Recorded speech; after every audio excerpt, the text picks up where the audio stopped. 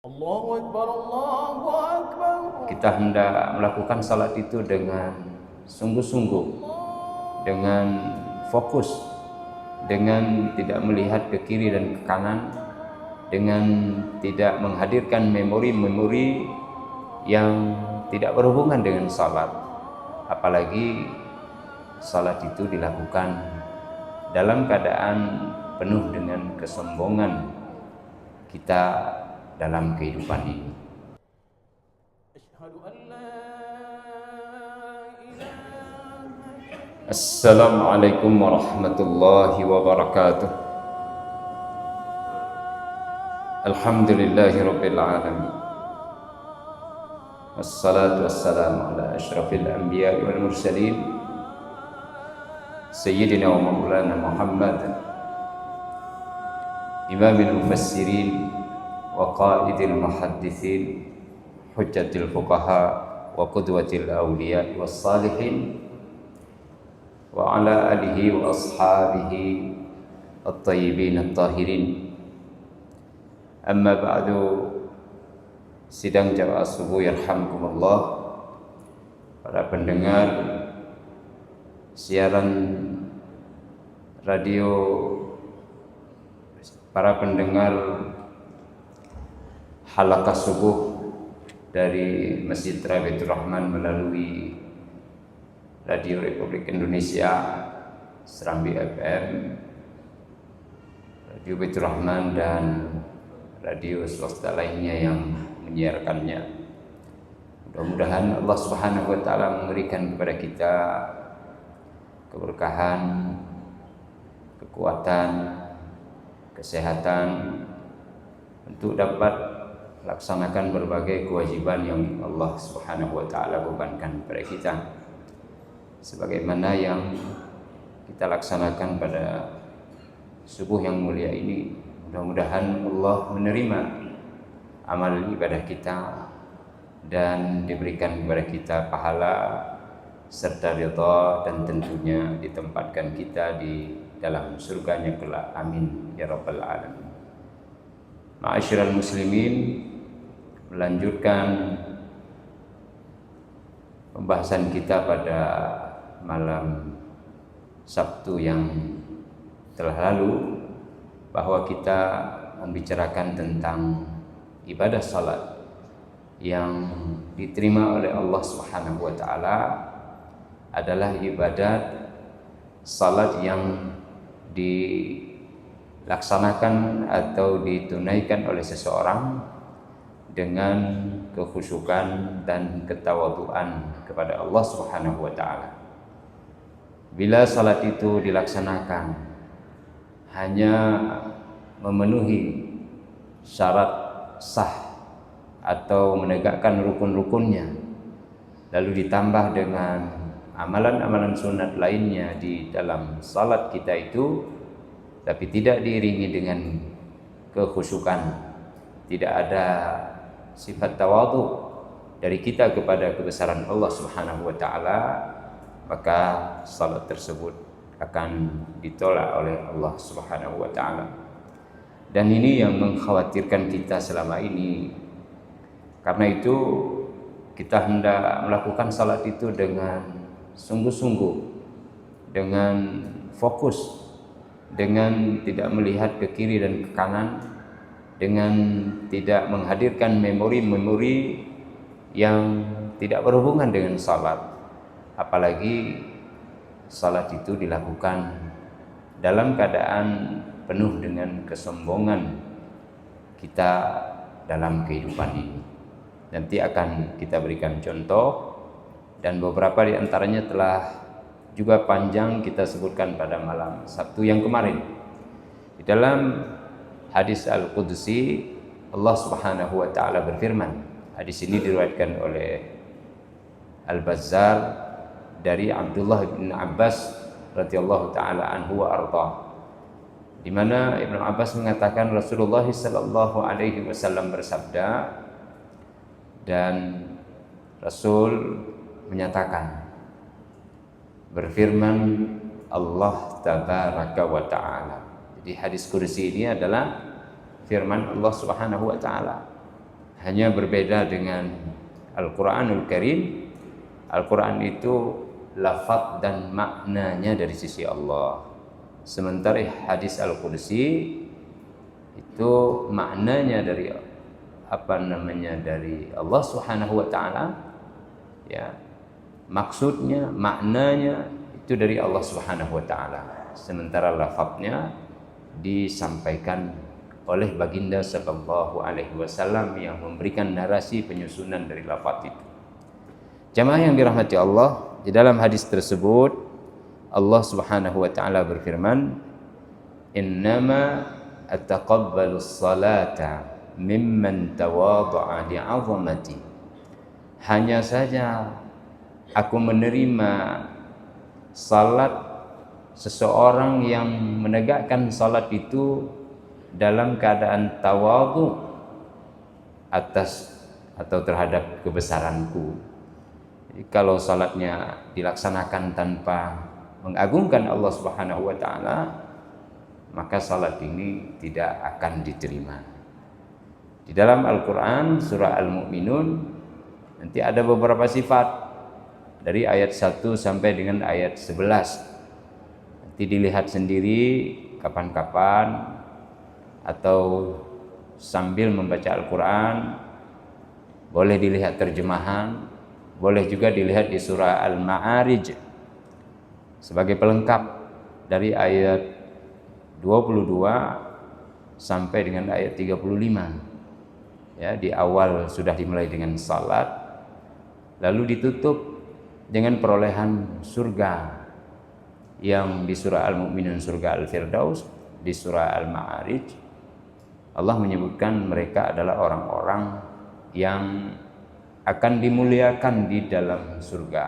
Ya tentunya surga Firdaus juga seperti di surah Al-Mu'minun. Jadi tafsir Al-Quran itu dengan Al-Quran sendiri. Ya, tafsir ayat Al-Quran dengan ayat Al-Quran itu sendiri.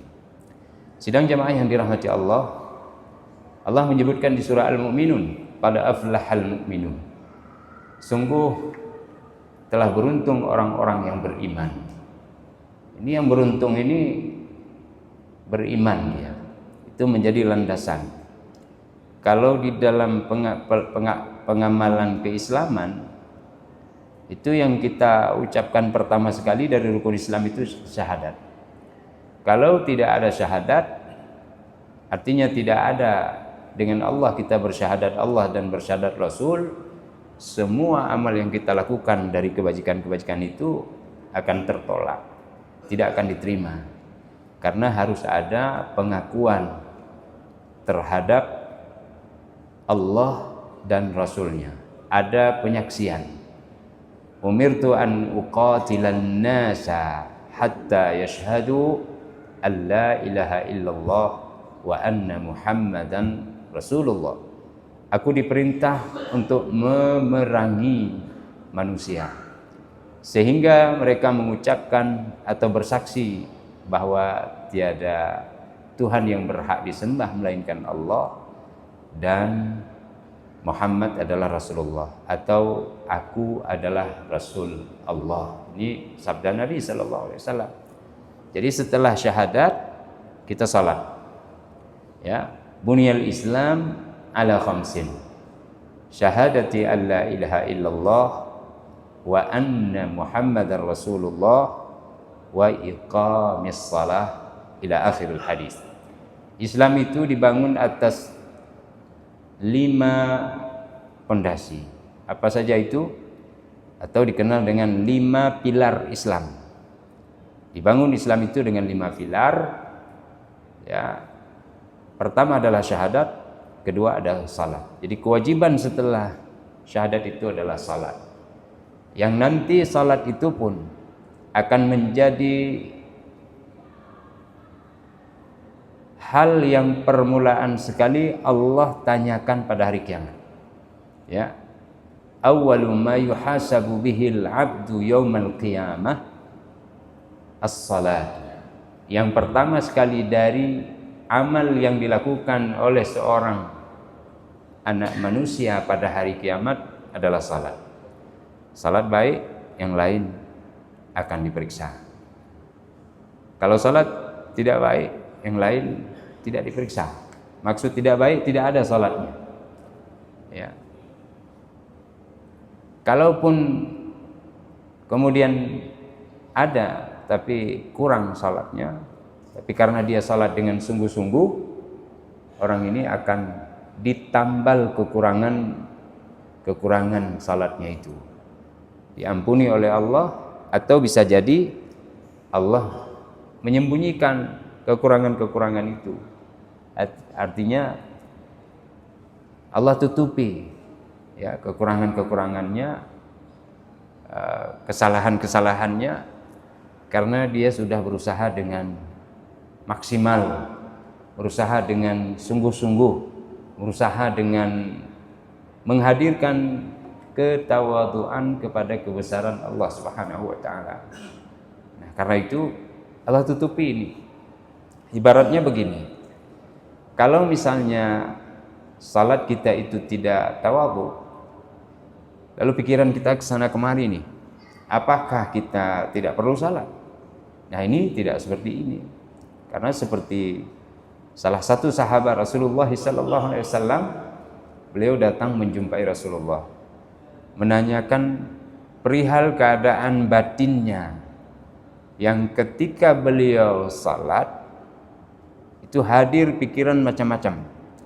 Nanti ada hadis lain, Utsman ibnu Abi Al-As Ats-Tsaqafi, beliau mengatakan, setiap kali saya salat wahai Rasulullah, syaitan itu berusaha untuk memperdaya diriku di dalam salat.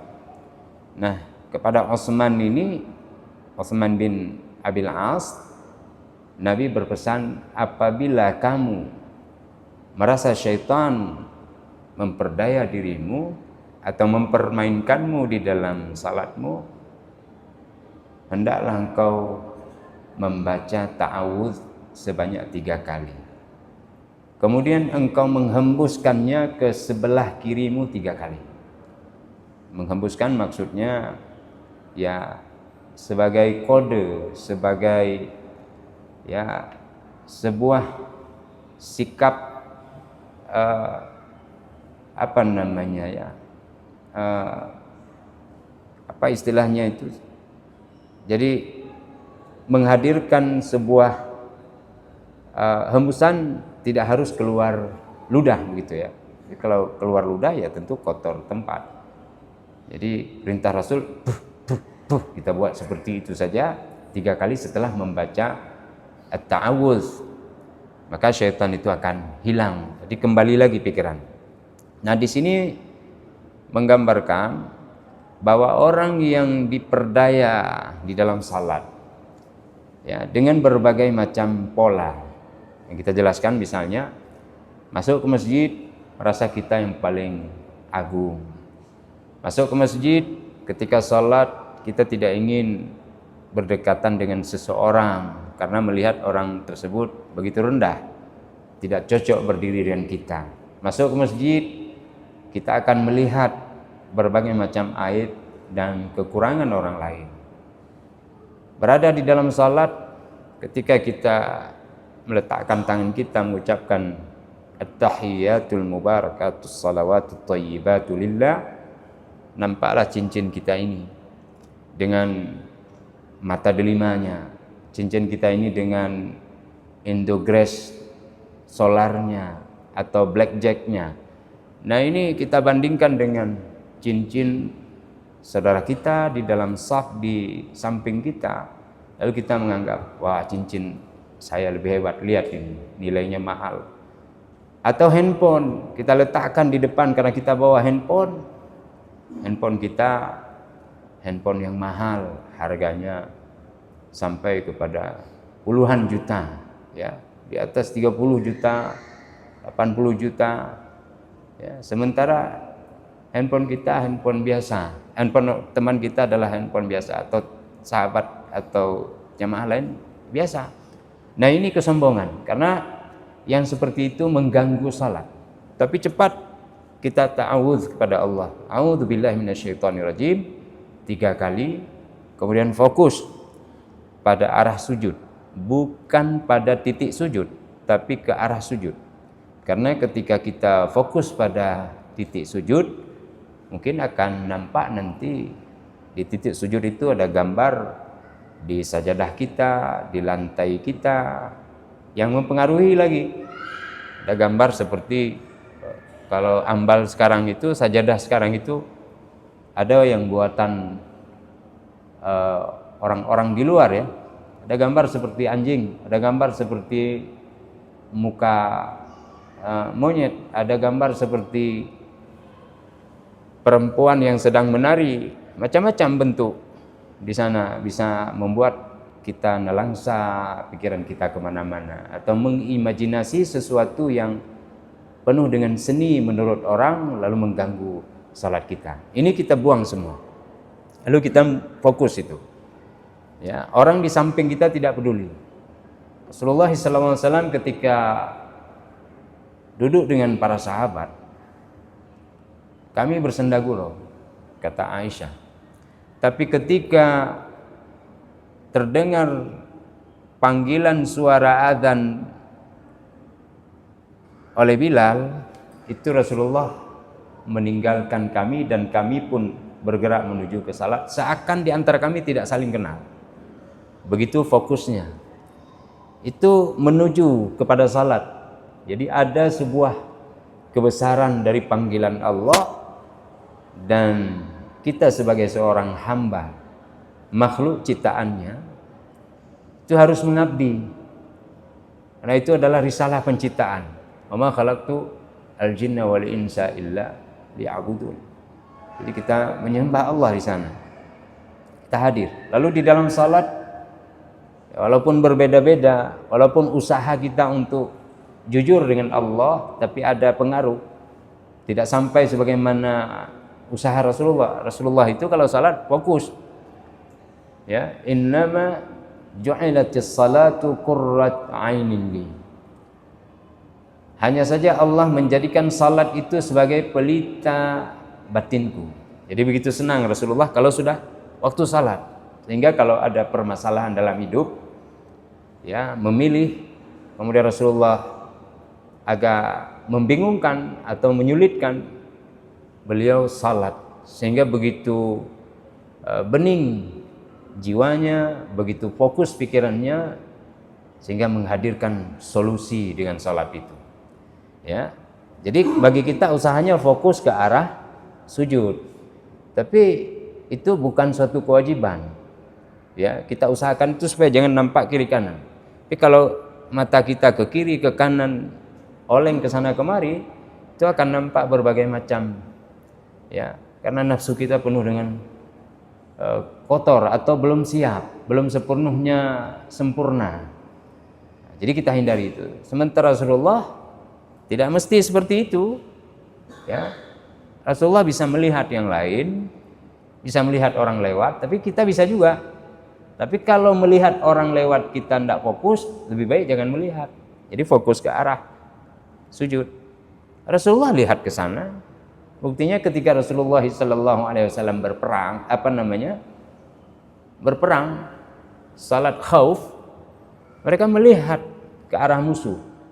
Lalu dibenarkan untuk membunuh musuh atau mencincang, ya, bertempur. Tapi pikirannya fokus kepada Allah Subhanahu wa taala. Atau dalam realitas kehidupan biasa yang normal, Rasulullah salat, ada seekor anak domba yang mau melintas di depan Rasulullah. Rasulullah lihat itu, ini anak domba mau lewat. Rasulullah maju. Makin Rasulullah maju, anak domba ini kepingin masuk juga dari depan, sampai tubuh Rasulullah berdekatan, dempet dengan dinding, sehingga tidak bisa lagi anak domba itu lewat kecuali dari belakang. Ketika Rasulullah akan sujud atau ruku', Rasulullah SAW mundur 2 langkah ke belakang untuk bisa melakukan ruku'. Tapi kita tidak katakan bahwa Rasulullah tidak khusyuk.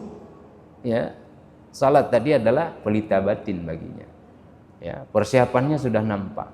Lalu selesai dari salat, ya, begitu beningnya Rasulullah SAW, begitu khusyuknya Rasulullah SAW. Kalau bacaannya kata Aisyah begitu lama sekali, enak sekali salatnya Rasulullah. Jangan tanya begitu indahnya bacaan dan gerakan Rasulullah. Nah ini kita tidak seperti ini, tapi kita berusaha. Karena itu orang yang tidak khusyuk pun tetaplah salat. Karena itu hadis lainnya lagi. Seorang sahabat ngadu, saya susah fokus. Ya, tidak ada khusyukan itu di dalam hati. Kata Rasulullah, pelan-pelan, berusahalah untuk khusyuk. Allah akan menerima kekhusyukan kita itu walaupun yang sedikit dalam usaha kita itu. Kalau dalam hadis yang umum begini, innamal a'malu khawatimuha. Amal itu dilihat kesudahannya. Ya, kalau kita sebelumnya, ya bukan kita lah, ada para sahabat Rasulullah, Umar bin Al-Khattab radhiyallahu taala anhu wa ardhah.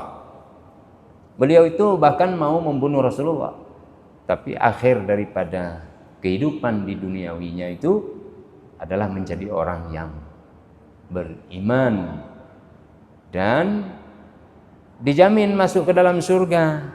Dari 10 yang mubasysyirina bil jannah, salah satunya adalah Umar ibn Al-Khattab radhiyallahu taala anhu wa ardahu wa anis sahabati ajma'in. Kemudian juga ya, kalau diaplikasikan dalam ibadat itu akhirnya, kalau dalam salat lebih spesifik, akhir daripada salat kita lalai enggak? Ketika tahiyat, di sana masih juga lalai, kita usahakan hadir. Ya, at-tahiyatul mubarakatus salawatut thayyibatu lillah asyhadu an la ilaha illallah. Kita hadirkan itu sampai kepada salam. Assalamualaikum warahmatullah. Assalamualaikum warahmatullah. Bukan melihat kepada keunikan orang di samping kita, tapi betul-betul kita keluar dari salat dengan sempurna. Innamal a'malu khawatimuha. Awal tidak diceritakan lagi karena sudah masuk dalam hadis innamal a'malu binniyat. Secara umum bunyal Islam ala khamsin syahadati alla ilaha illallah. Permulaan dilihat syahadat. Ada syahadatnya, ada imannya, ada keislamannya kepada Allah. Kepada manusia itu hukum fikih untuk berlaku hukum yang berlaku pada dia, dan perlakuan kita terhadap dia, perlakuan dia terhadap kita. Tapi kepada Allah, kalau syahadatnya ada dalam hati, tidak diucap, itu bagi Allah sudah cukup. Ya, Allah yang mengetahui hati dan detak jantung daripada seorang atau bicara batinnya. Allah lebih dekat kepada hambanya dibandingkan dengan suara lisannya terhadap lisannya sendiri. Allah lebih dekat kepada hambanya dibandingkan detak jantung dengan jantungnya sendiri. Allah lebih dekat kepada hambanya dibandingkan keinginan seorang hamba dengan hambanya sendiri. Ya. Jadi Allah tahu semua. Karena itu ada a'malul qulub, amal-amal hati yang diberikan nilai oleh Allah, sekaligus ada amal-amal hati yang dimurkai oleh Allah, lalu si empunya hati itu akan diminta pertanggungjawaban. Bila tidak ada pembenarannya, maka dia akan diberikan siksa. Wala'iyadzubillah.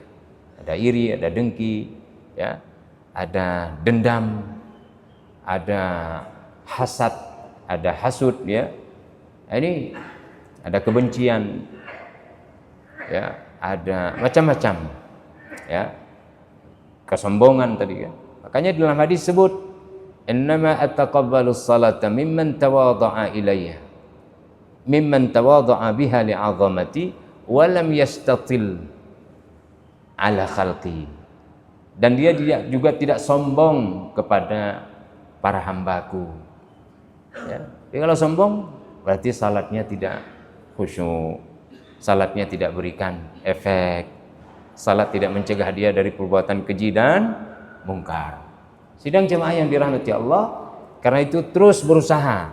Jadi Rasulullah katakan, Allah akan melihat kepada usahamu, kekhusyukanmu.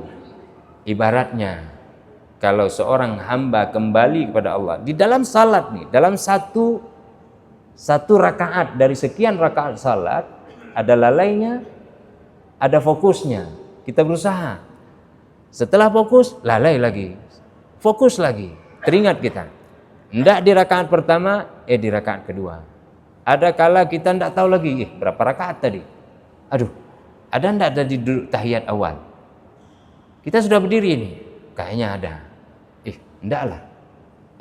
Bingung kita. Fokus terus. Laksanakan terus. Nanti di ujung kita akan sujud sahwi. Ini kan diminta untuk fokus. Karena Allah akan lihat seperti itu. Ibaratnya seorang hamba kembali kepada Allah dengan sungguh-sungguh, Allah akan lihat usahanya. Faman ya'mal misqala dzarratin khairan yarah wa man ya'mal misqala dzarratin syarran yarah. Man 'amila salihan min dzakarin aw untha wa huwa mu'min falanuhyiyannahu hayatan thayyibah. Siapa yang melakukan kebajikan sebesar biji zarrah, maka dia akan melihatnya. Begitu sebaliknya, keburukan yang dilakukan walau sebesar zarrah, dia akan melihatnya. Lelaki dan perempuan yang beriman, beramal saleh, maka kami akan berikan kepadanya kehidupan yang baik dan sejahtera. Ini Allah katakan, salihan, satu saja. Ya, satu saja atau banyak atau tak terhitung. Karena dia bentuknya nakirah. Salihan. Jadi nakirah itu sedikit pun kita buat kebajikan, maka Allah akan lihat. Walaupun di dalam satu perbuatan yang kita hadirkan kebajikannya karena Allah, Allah akan lihat. Ya. Karena itu Nabi mengatakan perumpamaan sebagai pelajaran. Jadi ibaratnya Nabi bilang begini. Bila ada seorang anak yang tertatih-tatih, dia berlari ke arah ibunya untuk menyongsong ibunya. Menurut kalian, hai para sahabat sekalian, apakah ibu itu akan bangun menyambut anaknya yang terteteh-teteh? Ibu. Terteteh-teteh dia dan tertatih-tatih. Kadang jatuh bangun. Kira-kira ibunya bangun enggak? Untuk menyambut anaknya. Sahabat bilang, tentu wahai Rasulullah, seorang ibu akan menyambut anaknya yang tertatih-tatih. Rasulullah mengatakan, Allah lebih sayang kepada hambanya dibandingkan kasih sayang seorang ibu kepada anaknya. Karena itu ketika seorang hamba kembali kepada Allah, maka Allah akan menyambutnya karena Allah lebih sayang kepada hamba dibandingkan seorang ibu tadi yang sayang dan menyambut anaknya yang datang kepadanya. Jadi di dalam salat lakukan kekhusyukan, ketawaduan karena Allah Subhanahu wa taala. Insyaallah salat akan memperbaiki keadaan kita. Bila ada keburukan yang kita lakukan, semisal kesombongan, semisal tidak ada belas kasihan kepada orang miskin, orang-orang yang dalam perjalanan seperti kehabisan bekal, tidak ada tempat untuk kembali seperti Ibnu Sabil, kemudian perempuan-perempuan janda, ini yang disebut dalam hadis qudsi itu sendiri, dan orang yang ditimpa oleh musibah, tidak ada belas kasihan, tidak ada simpati dan empati kita, maka boleh jadi salat kita itu belum khusyuk. Itu indikatornya. Karena itu teruslah perbaiki dengan kesalahan diri, kembali kepada salat. Salatku belum khusyuk, aku akan berusaha semaksimal mungkin. Bila ini sudah terjadi, indikatornya juga ada apa? Maka cahayanya akan seperti cahaya matahari. Aku bungkus dia dengan penjagaanku dan kuminta malaikatku untuk menjaga dan melindunginya. Itu kata Allah. Akla'uhu bi'izzati, keagungannya aku bungkus dengan keagunganku, kata Allah. Wa astahfidhuhu malaikati, dan kuminta kepada malaikatku untuk menjaga dia. Perumpamaan dia di antara para hamba-hambaku, artinya cahayanya.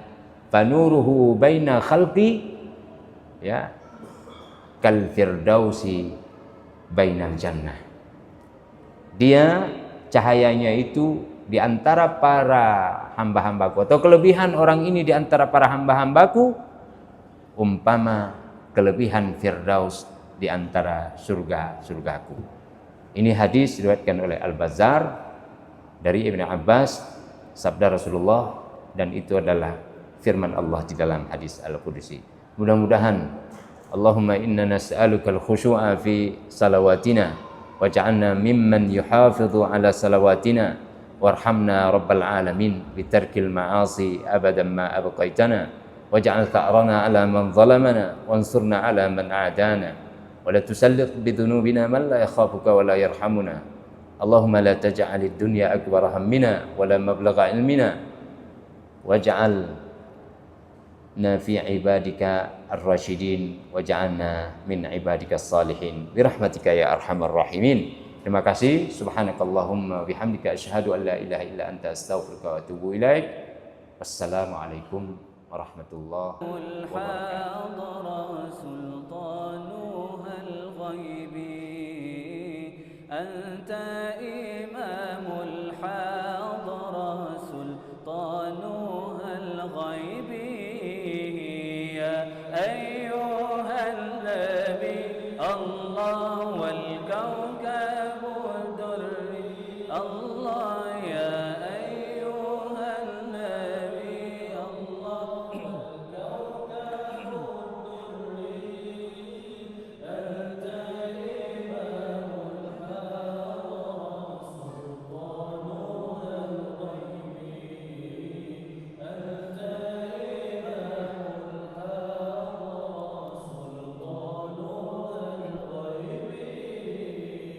فإني عبد حملي ثقيل فإني عبد حملي ثقيل ولي ذنوب مثل الرمال ولي للرمال يا أيها النبي الله والكوكب الدري الله يا أيها النبي الله والكوكب الدري أنت إمام الحضرة سلطانها الغيبي الحاضر سلطانها الغيبي الله لا نبينا الله صل الله لا نبينا الله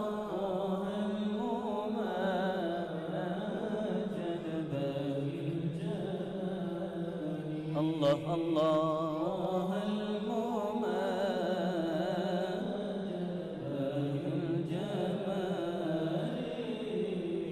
يا أيها النبي الله والكوكب الدري الله يا أيها النبي الله والكوكب الدري